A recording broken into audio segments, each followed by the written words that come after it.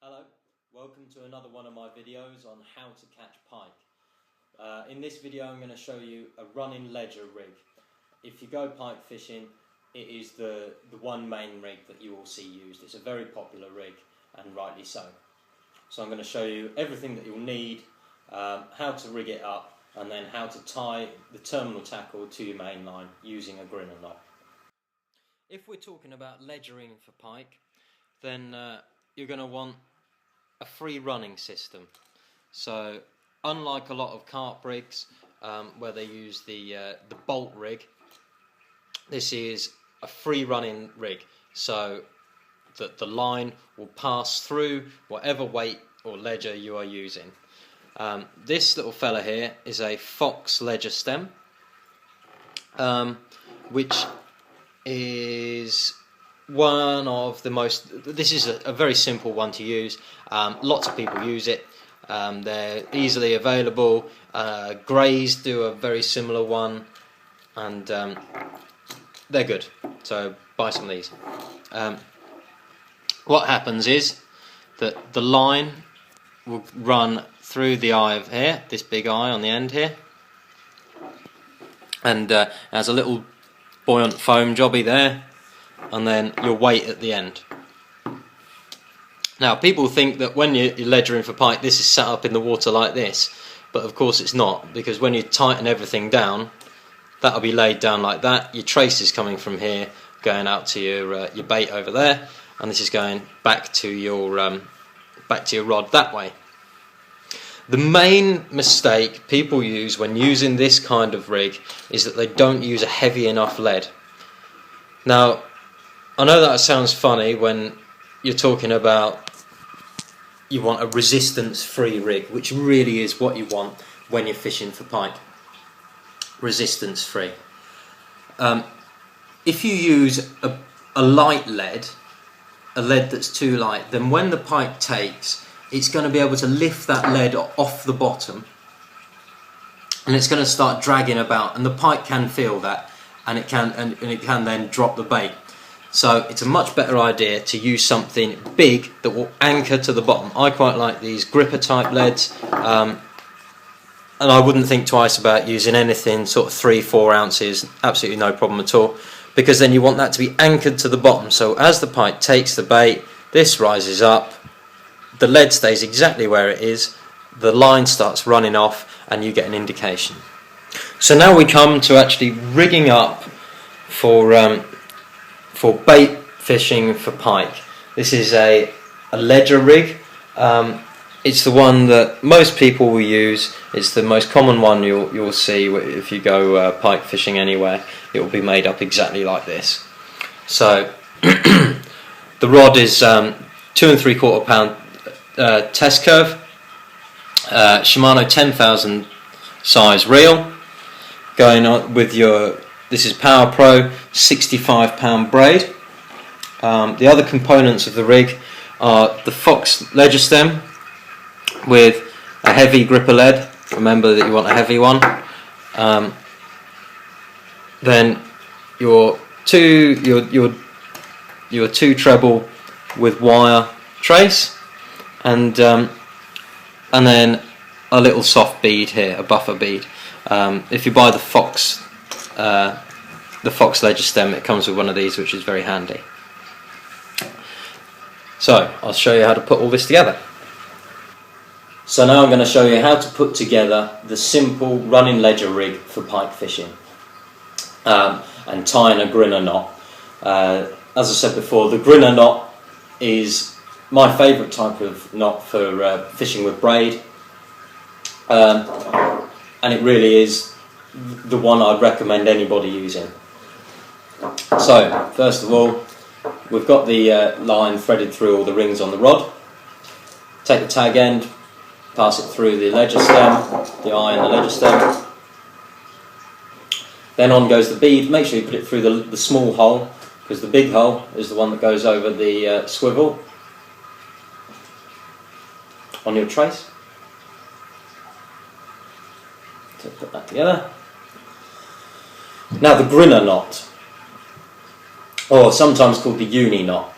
what we do is get this tag end and we put it through the eye of the swivel that's on your trace, and then you bring it round and you go through again. So you've gone through the eye of the swivel twice. You'll know if you've done this right, because if you haven't, it will fall off.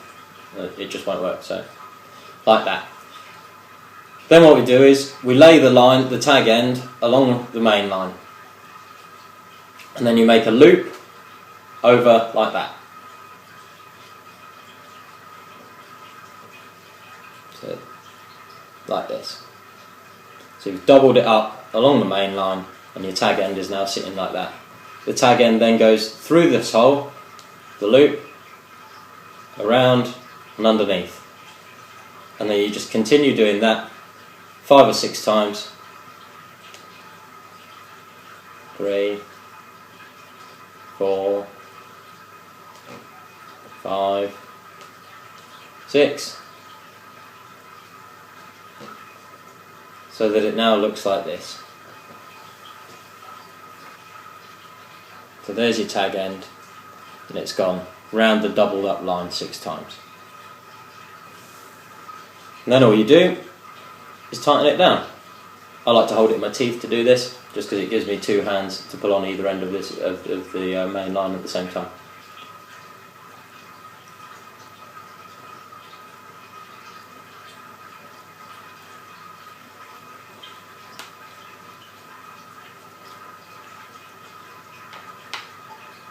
And there you have got an ultra strong knot. Now's a good time just to use your thumbnail to try and neaten it down, make sure that you haven't got any little loose bits of line hanging out.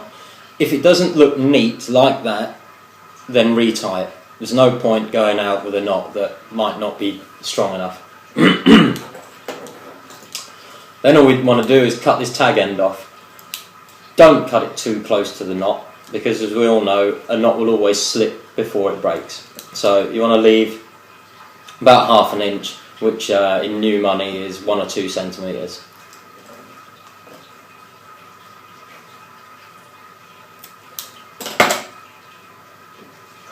Happy days. Now don't worry about that little tag end, it won't snag up on anything, because you then take the bead and you run it all the way down there, and then it slips over the swivel like that. Everything's neat, nothing's going to tangle. And then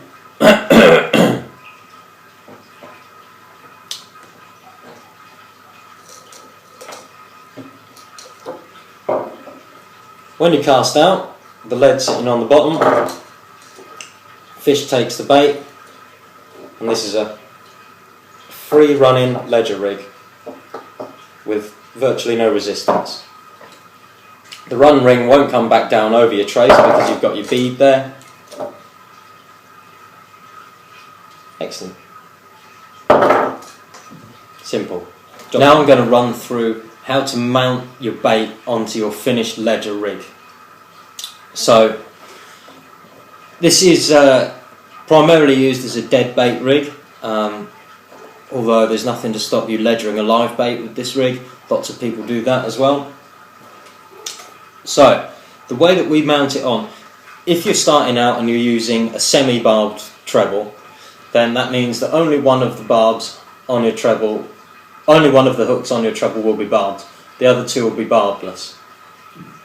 The one with the barb in is the one that you stick into your bait fish. The ones I'm using here, or I use personally, are fully barbed.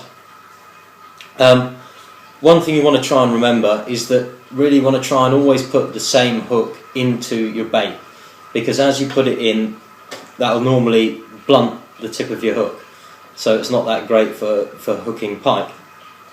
So one way of remembering which one it is if you use your thumbnail, you can draw the hook along your thumbnail and you'll be able to test which one's the sharpest one, which one's the bluntest one, so the bluntest one goes into your bait. Alternatively, you can get some of these little bait flags. This one here is a Fox one, but many different companies do something very similar. And then all you do is, once you've tied a trace, you stick that onto one of your hooks, and then you'll always know which one is going into your bait. So here I've got a small selection of dead baits. Here we've got a roach, an eel and a bluey. This is my trace, which I think is the right size for a roach. So what I do is I take the hook point that's either got the barb on or that's got your bait flag on it, or the bluntest one, and you want to stick it into the root of the tail fin. So you just push that firmly in, so it's in there like that. Next, you take the same hook on your next treble, so that's the one, the blunt one, or the one with the barb, or the one with your little bait flag on like this. I'll put this on for the purposes of this video. And then all you do is you shove that one in the flank of the fish, approximately halfway along.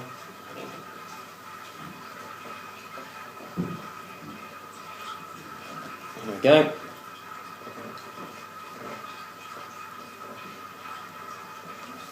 And that is now hooked up and ready to be cast out. Now, as that sits on the bottom, Mr. Pike comes along, sees this fish and takes it. This is an instant strike rig.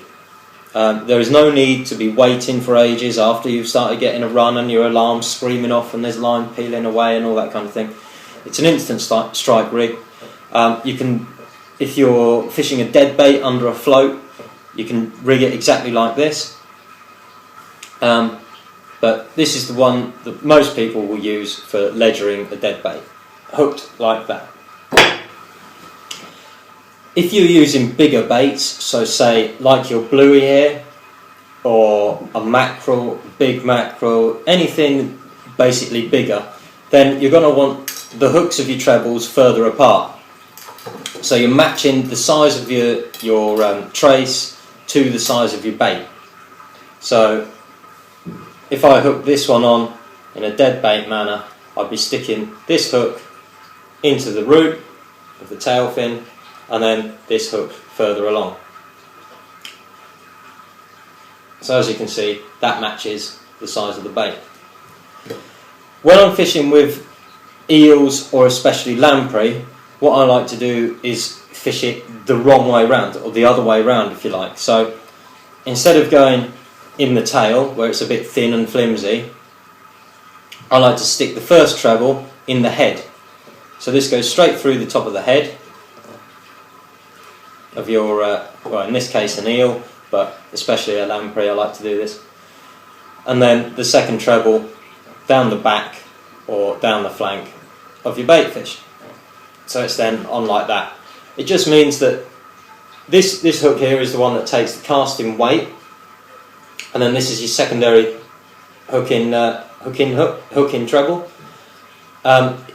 So it just means that the one that's taking the casting weight is in a nice firm place instead of this little bit of tail here, and it seems to work very nicely indeed for me. So there we are. That's how you hook them on to fish dead baits on the ledger rig. With the small baits, the larger baits, and then your eels and lamprey, things like that. Hopefully I've covered everything. Now I'm going to show you my system of bite indication for the Pike ledger rig. It's very simple. So here we go. I've got my rod all set up here with the ledger rig on it. There's the treble hooks with the two bait flags on, and then you can see that's the ledger stem just there. Now I'm set up on two bank sticks here. The first one is just there with my alarm on, and the second one is just here. This one's got a rod rest in it that the rear part of the rod fits into, and it sits there nice and snugly. And the other thing you'll notice is this. This is actually a Fox Pike swinger. Once again, lots of companies do something very, very similar. The idea of this being that it's going to be as resistance free as possible. I don't fish with the bobbin on the front there because we want to be fishing with an open bail arm. So what I'll do is I'll just set this up and then I'll come back. So this is how you set up the bite indication system for the pike ledger rig. As you can see, I've got an open bail arm and the pike swinger attached to the braid coming off the reel. Now, when I cast out with this rig, I always like to cast out, and as the bait hits the water, I put my finger on the spool so you can feel the lead going down through the water column and then touching the bottom. Two reasons I do this. One is because you get a good idea of the depth that you're fishing at, and also what the bottom's like. If it's a hard bottom, you get a good thump. If it's not, and it's more weedy, then it's more of a soft. You can feel it coming down softly into the weed. But also because if you keep that tension on the line, then it encourages the lead and the bait to stay apart. So you've feathered your lead down in the water, and you can see that this pike swinger here has a little gate system on the front. There we are. And that little gate opens up, and that's what you put your braid behind. So you get your braid, you stick it behind the little gate there. It's not very easy one-handed. Oh, you stick it behind the little gate there, like that, and then it sits like that. Then what I do is I like to just tighten it up a bit so that it sits at a happy level. When you're using this rig, you should never get a drop back. Because it's a running ledger rig, it should always lift this up, and then the gate will open and it will peel line off. Remember that we want an open bail arm. Now, the only thing that people get wrong with this is that you want to make sure your pike swinger is behind the spool of your reel, not in front. If it's in front, then you risk being able to take line off the spool without it coming out of this gate, and then you're going to get in a tangle. So as long as this is behind there and you've got an open bail arm, happy days. Then all you need to do is turn on your alarm of choice, and then when you start to get a run, the pike swinger will rise up. You get an indication on your alarm, and then as the pike takes more, the gate will open and the pike swinger will drop and your alarm will scream off, like so. Then all you need to do is pick up your rod, flick over the bail arm, feel the tension, and give a good hard strike. Hopefully then connecting with your pike and bringing it ashore.